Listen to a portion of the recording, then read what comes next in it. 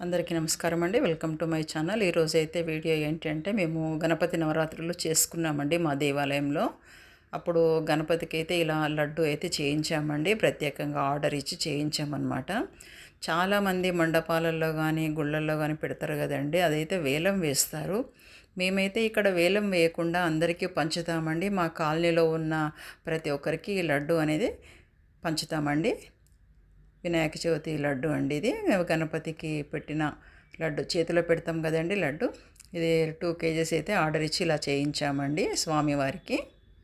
అందరికీ పంచుతామన్నమాట.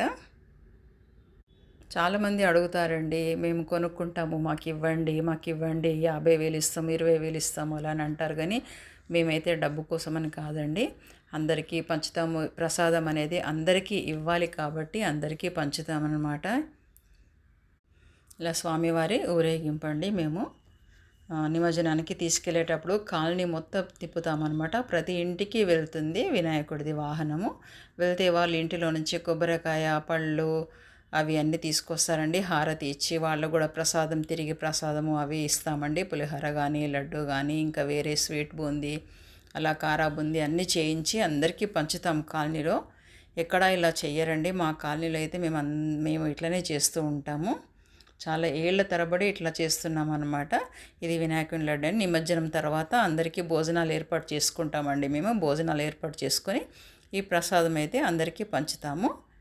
అది సీల్ అది వేశారండి, ఇలా వేశారు కవర్.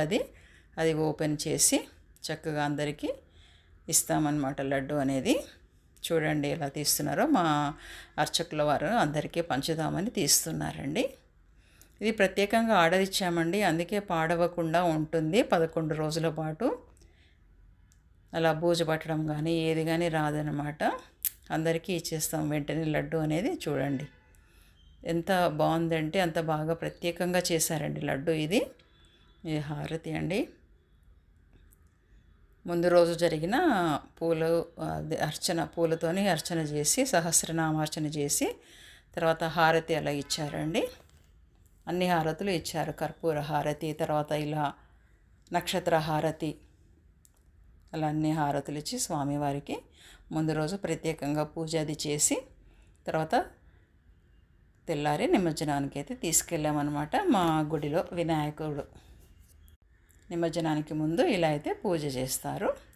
అందరి గోత్రనామాలు చదివి పూజ చేస్తారనమాట. ఎవరి దగ్గర డబ్బులు తీసుకురండి, స్వచ్ఛందంగా వాళ్ళే ఇస్తారనమాట మా గుడిలో అయితే.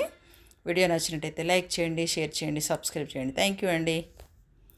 ఇది ఆంజనేయ స్వామి అండి.